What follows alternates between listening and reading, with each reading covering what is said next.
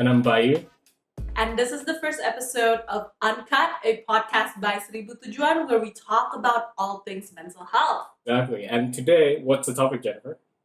So we're going to talk about Seribu Tujuan, a little bit about its background and how it came about, and also maybe our future plans and the questions we regularly get asked in our Instagram.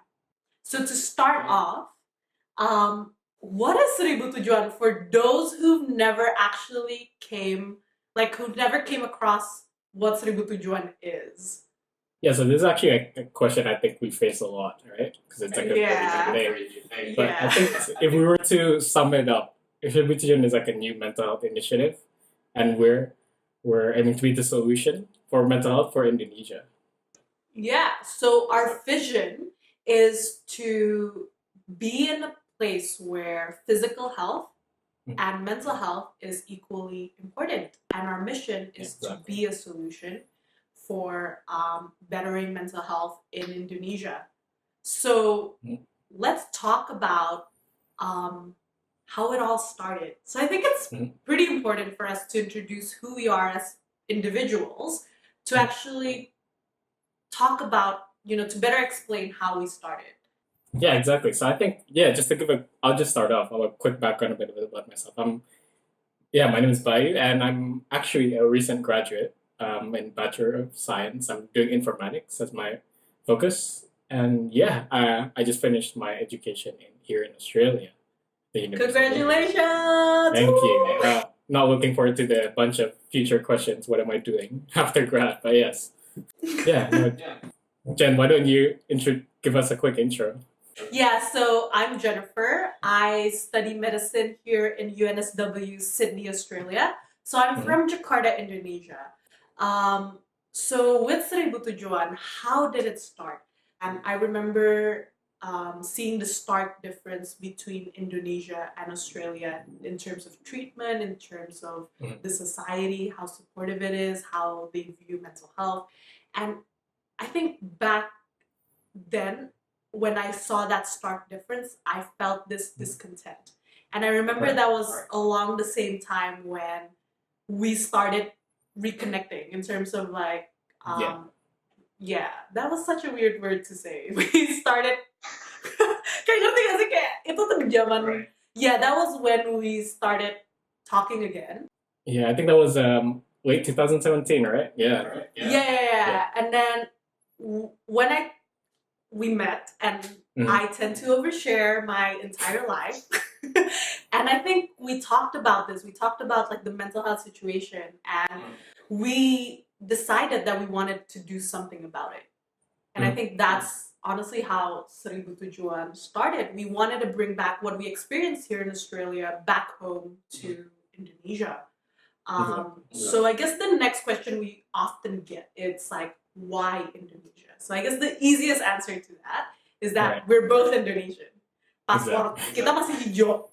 Jadi we definitely want to create change, and we definitely want to better our country. Yeah, it's exactly what Jen has stated just then. It's about bringing hopefully bringing that similar experience back home to Indonesia, because even though Australians here still think there's a lot to go for mental health here, we do think it's miles ahead. And I think we shouldn't see that as a comparison to bring Indonesia down. It's more it's a good benchmark to go after, right? I think that's a good way to put it. So yeah. And I remember I approached you back around June 2018. And we sat down and we talked about. We did a little bit of research about what is going on in terms of the mental health situation in Indonesia, and we found out some startling facts and statistics. Right. So the first one that really made me very shocked was that there's no lifeline in Indonesia, and I think a lifeline is very, very important. A point of contact for when people are in distress or in the edge of suicide. And I think it was very disheartening when I found out that a lifeline, as simple as a lifeline, isn't available in Indonesia. Right. Exactly. And I think just to add on to that, when we did our research, it's oh, well, this is less research, but this is something we experience, and this is also something we hear a lot from our peers, right? It's the stigma surrounding it, right? The stigma surrounding mental health, and which we also think it's because the lack of knowledge that people have on mental health, or and it's also like the misconceptions people have about mental health. That feels like a big motivator for us as well, because you know it's just so much less accessible in Indonesia. Like there's a lot of barriers, social barriers for people from people that prevents people from seeking help. Yeah. Yeah, I think everyone, like, people are this, what's it called? Are scared to actually seek help because they're afraid to be labeled as like kayak gila Yeah. atau kayak Mhm. those things that people, the stigma is just so strong surrounding mental health in Indonesia.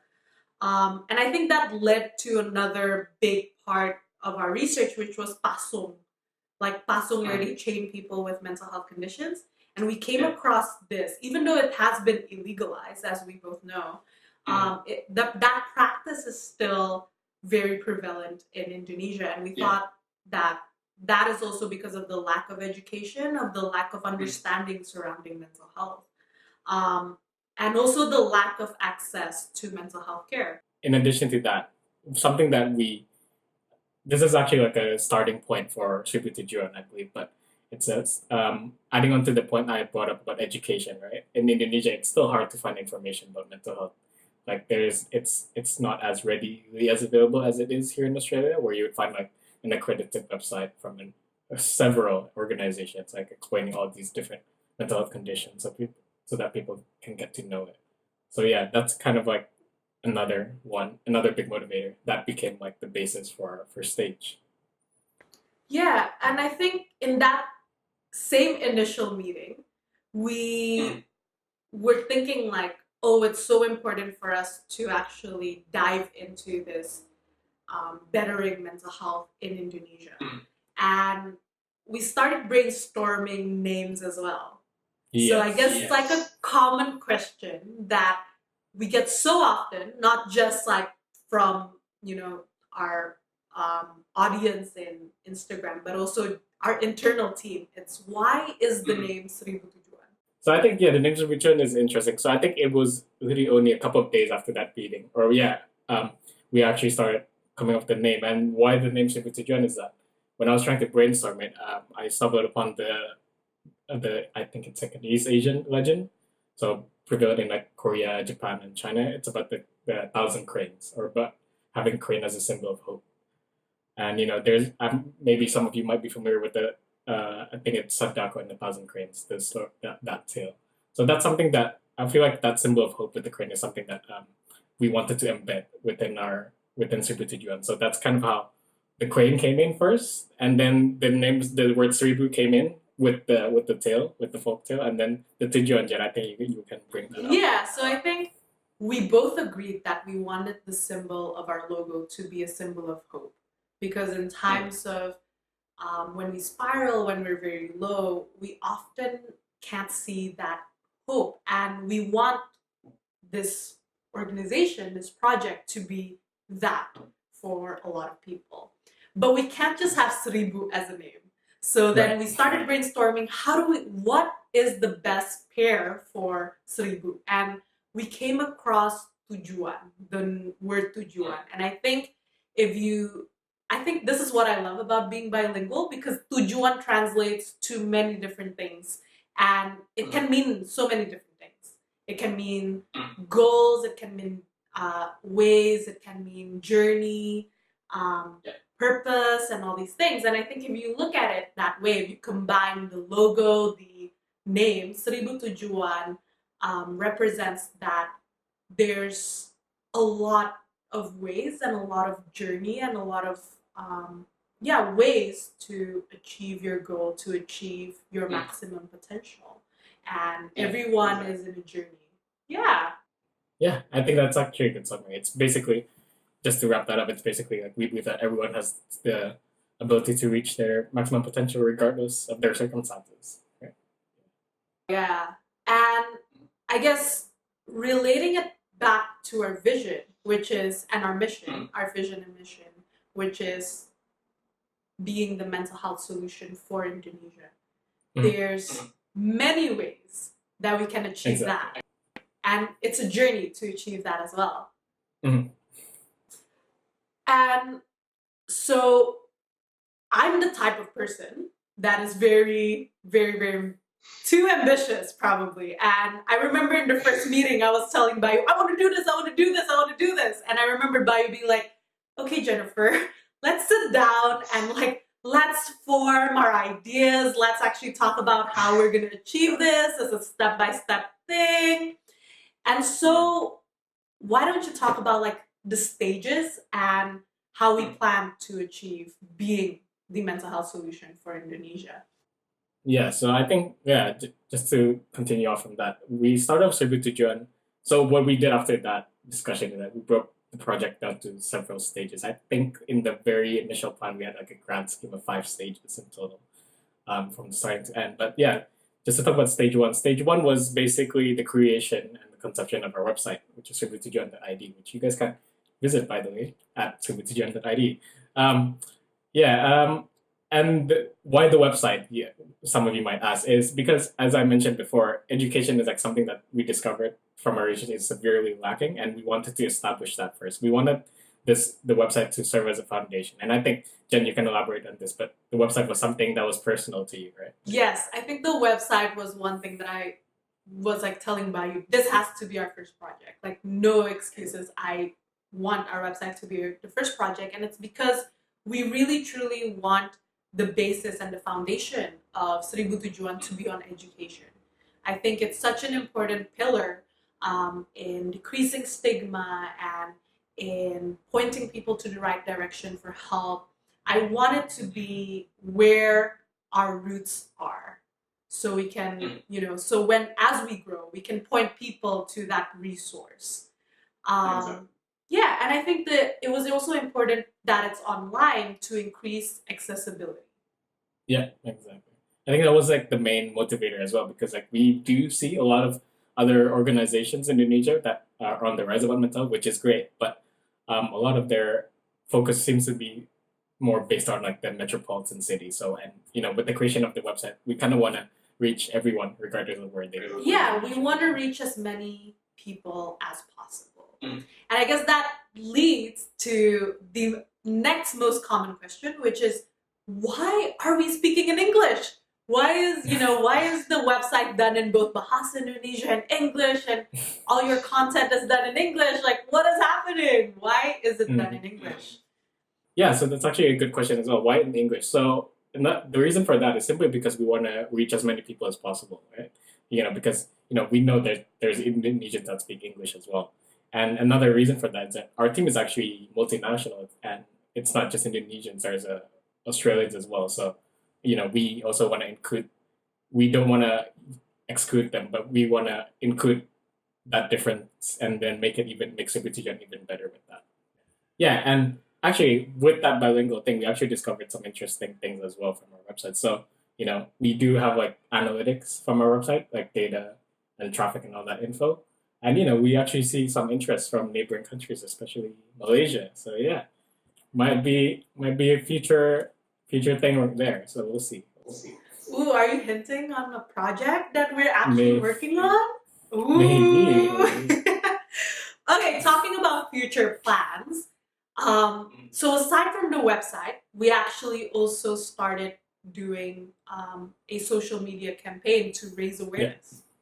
So one of the things that we did was we reached out in different social media platforms like Instagram, Facebook, and Twitter, where we shared information and posts and all these things with our series called In Focus.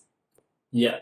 So that's like pretty much the main driver for stage 2 of our project is after we did the website, we want to start that social media campaign as Jen mentioned. So that's been running for the past, I want to say 12 months, right, Jen? Pretty much at this point. Oh, yes. A year, 12 or 11 months, yeah. So yeah, that's the focus of that is just to bring the content we have from the website to a bigger audience and for a bigger reach. Yeah, to bring back to bring the content that we've been making to you guys, for you guys to have a read and to understand more about mental health. And that's actually changing next year. Yeah, that is true. We do have a number of things in the works for next year.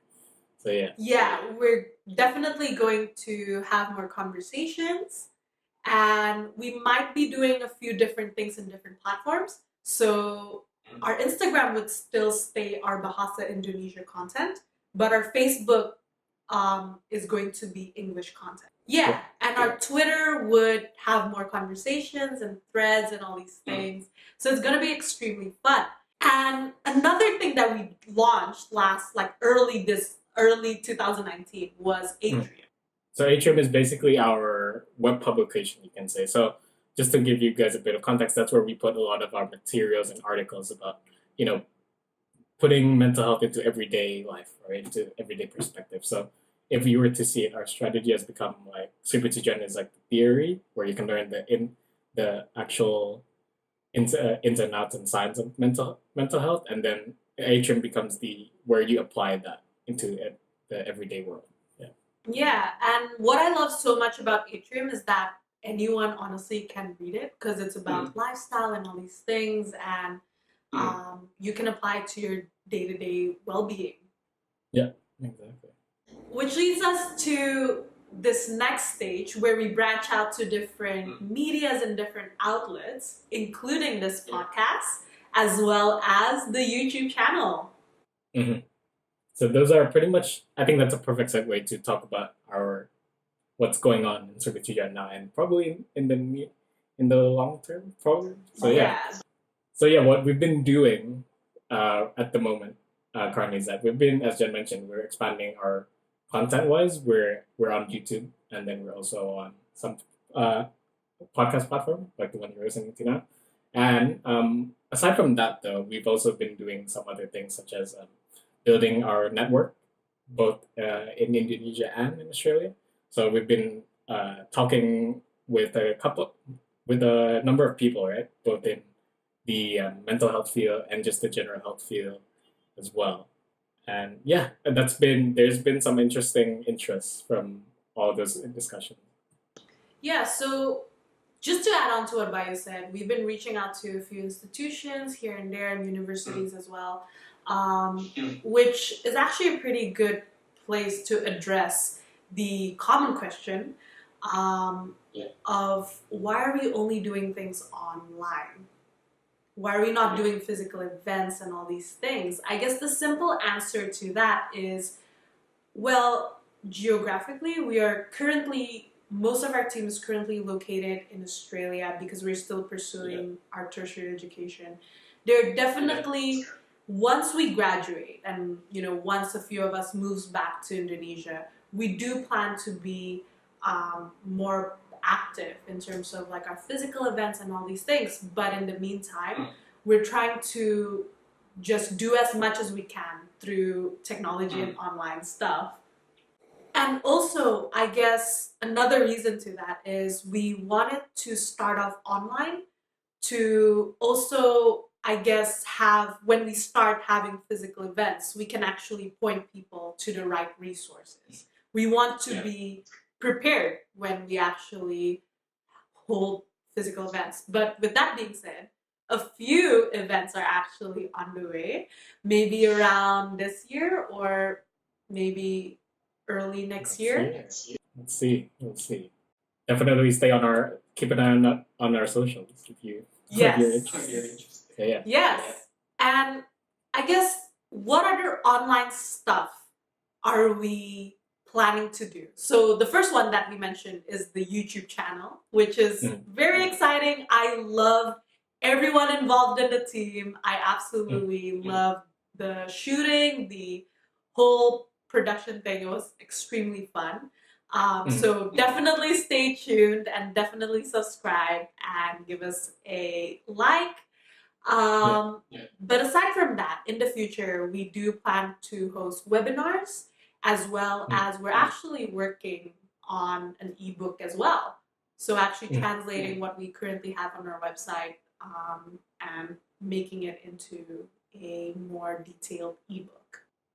Yeah, exactly. And with that, we hope to be able to gain some spread that knowledge that we already built up at Seribu Tujuan over the past 1.5 year, and then bring that closer to the ground physically in Indonesia, maybe to classrooms or maybe to certain places. Yeah. Yeah, so still staying on the topic of online, we did mention that our mission is to become a mental health solution in Indonesia. But what we're doing is just awareness, Bayu. What exactly are we working on in terms of solution? And this is something that Bayu can talk about more because he's leading that team. Yeah, so what are in the works? Give us a little hint. So yeah, this is still a bit of a on the down low, but we've been working on a let's just say a platform, an online platform where to help you, to help people find help, find knowledge, and find support and get support as well for mental health. So yeah, we've been working, or we're definitely working with a couple of institutions as well for that. Okay, that sounds pretty exciting. Yeah. All right, now let us do one of this fun exercise. If you can take all the budget in the world and grow Seribu Tujuan in terms of being mental health solution for Indonesia, like you can take it as far as you can. What will you do? Right. Yeah. So I think I'll start that off. I think for me, something that would be cool to do without a limit is establish like a research center that's focused on mental health in Indonesia. Yeah, just mental health in general, or whether that be youth or older population. But I think while there's definitely been a lot of research for mental health for overseas, especially we've seen here in Australia, it's definitely important to develop that research locally as well, because it's important to know that not all solutions that are bridged from overseas will always work as great, and it's definitely something that's useful to make sure that what we develop and what we build is actually suitable for the target audience. Yeah. Yeah, I absolutely agree. I think yes, we can bring back what we have here in Australia to Indonesia, but I think to make it even more effective is if we actually have data from research centers in Indonesia about mental health. So what bringing back question to you, Jeff, what would you do with an unlimited budget? Okay. This is a very I'm a pretty ambitious person, as I mentioned. I have so many ideas, as you know. Yes, in terms of physical presence, I guess what I really, really want is a walk-in clinic. So here in Australia, we have something called Headspace, the organization, where they have multiple locations around Australia, and you can walk in the clinic and get free counseling.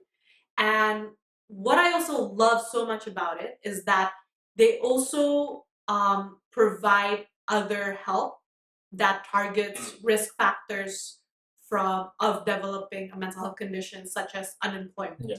So they actually provide help to seek employment. So I think having a walk-in clinic would be my biggest, that would be such an amazing thing for Seribu Tujuan to have, as well as to host support groups and stuff like that. But I guess in terms of the creative side, in terms of raising awareness, in terms of that, I would absolutely love to do a feature film or a self-help book. Oh, that was way too ambitious. That was a bit scary, but yeah. So I guess those are my big dreams for Seribu Tujuan. But I guess staying on the topic of physical events and presence, can you actually hint us on a few things that we might be planning on or working on with the team? Yeah, so can't reveal too much, but something creative, definitely, as you mentioned. So maybe something that puts mental health into more visual, more tangible. So, something that can be exhibited. Yeah, there you go.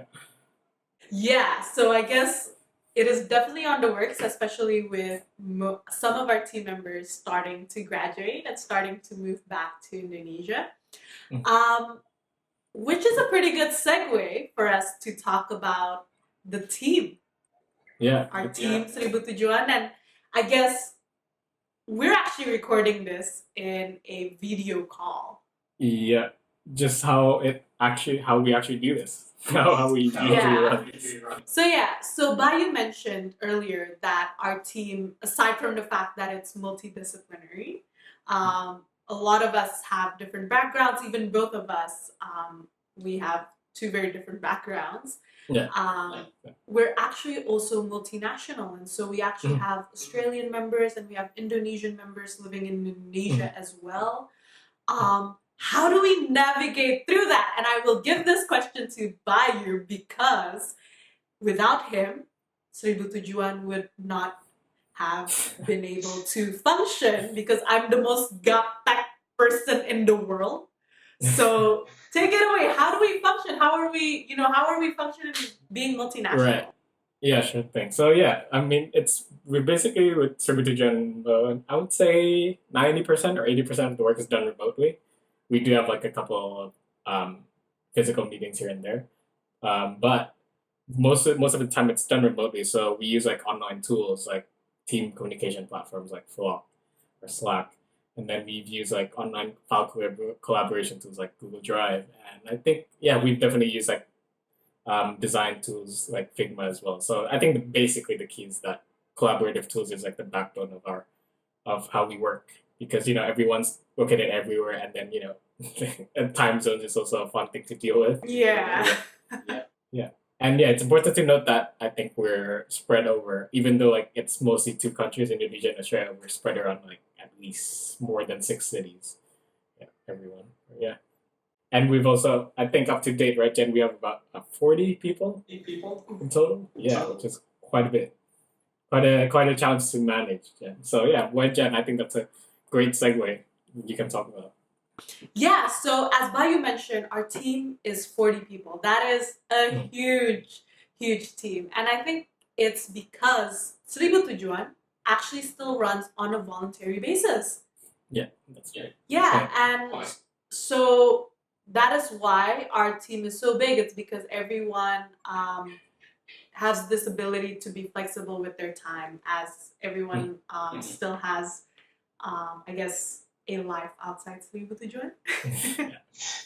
But with that being said, what I love about working remotely is that we're just so much better in communication. Kind of, I guess communication is very, very important. We learned early on that it's kind of like a long distance relationship. Yeah. Exactly. And so I think with a long distance relationship, communication is key. Like if you hate something, if you don't agree with someone, you have to say it to the person, because we can't read your body language. We can't, everything is done remotely and all these things. But that's what I actually really like about our exec team as well, with Indy and Bella. Yeah. They're just so straightforward with us.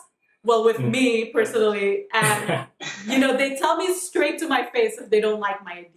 Ini gue sebenarnya curhat. It used to be just Bayu telling me, "Oh, Jen, it's not really feasible." But then now, if Bayu disagrees with me, he says, "Let's bring this up with Indy and Bella." That's not my indication of how I know Bayu disagrees with me. That's when he says, "Let's bring this up with Indy and Bella," who's like very frontal and straightforward. But I love all of them, of course. Anyway. We're very grateful for the Yeah, but I truly, truly love how diverse and how different everyone is in the team. And I guess it's not just diverse in terms of where we live or our culture backgrounds or how we raise, but also our education background. And, I keep throwing this word out, but what I truly, truly adore and love about Seribu Tujuan and working in Seribu Tujuan is taking this multidisciplinary approach towards solving an issue. Because I think to solve an issue, you have to view it in different perspectives. I think the society have to work together to actually solve this issue. And that's what I love so much. And I'm repeating myself constantly because honestly, it's been such a fun journey to be innovative in approaching this issue. Yeah, I think that's an excellent way to wrap it up. About our team, I think the general consensus is that we don't separate the differences. We actually embrace that and make Seribu Tujuan better with that. I think that's actually a good segue as well to talk about our last point that we want to address here, which is about transparency and sustainability. Jen? Yeah, so remember in that first meeting, our first initial meeting, I mentioned to you that if we ever do a organization or we ever make this project, I want it to be able to fund itself. Because oftentimes I see a lot of other movements are very reliant on donations, and I think it limits them in terms of like what they can do and how they can grow. And I think that was very, very important as well in terms of Seribu Tujuan, that we wanted an organization that can fund itself. And I guess that also leads us to a common question we get, not just from you guys, but also our volunteers. Why are we not yet accepting donations? So I guess one reason is because the things that we're doing, the online things that we're doing, we want to, I feel it's not that we don't want to accept money or donations. Money and donations would definitely help us in terms of how we run. But we didn't want to accept donations early on because I wanted, if we could do it without donations, why not? So I wanted us to be very mandiri, independent. To elaborate on Jen, in terms of our day-to-day operations, we want to be able to sustain that ourselves. Maybe when it comes to special projects or one-off events and stuff like that, that's when we will, start looking into donations and other revenue streams. But because we want to build this, as Jen mentioned before, as sustainable as possible. So in the case that donation pool dries up, we can still operate. We don't want to shut down just because that stops. And I think so that it can actually run long term as well. Exactly. But definitely with our expansion plans and our future plans, we are planning to accept donations. And once we do plan to be as transparent as possible where these funds go. Yeah, and I think in adding to that transparency part, that's also one of the biggest reasons we are recording this podcast and also the YouTube videos as well, is because we believe that it's important to build Seribu Tujuan together with the people that support us as well along the journey. Yeah, and so I guess people here and there ask us the question like, who does Seribu Tujuan belong to? Who does it belong to? To be quite honest with you, Seribu Tujuan belongs to every single Indonesian. Our volunteers, us, the team, we just help run it. And that is why we really want you to be part of this journey. Yeah, and in addition to that, I think one of the biggest foundations of Seribu Tujuan is that this is a collaborative thing because as the saying goes, it's if you want to go fast, go alone, but if you want to go far, go together. Yeah. Woo! So definitely join us in this journey by visiting our socials and giving it a like and subscribe. So I think that's also a perfect place to acknowledge that we want to thank all of you guys that have supported Seribu Tujuan, whether you just discovered us a couple of hours ago or all the way from when we started. So thank you so much for your support. Yeah, honestly, it has made me very, very, very, very optimistic, and the team very, very optimistic and motivated that mental health in Indonesia will definitely get better. And Seribu Tujuan is, we're just getting started. All right, so I feel like that's actually a pretty good place to end this podcast. Hopefully this gives you a better insight to what Seribu Tujuan is, a little bit about its background and where we're headed next, as well as the team that I absolutely adore and love each one of them, and very excited for everything we have planned. If you guys have any questions, don't be afraid to DM us in any of our socials. But with that being said, that's all. So see you guys in the next episode. Bye. Bye.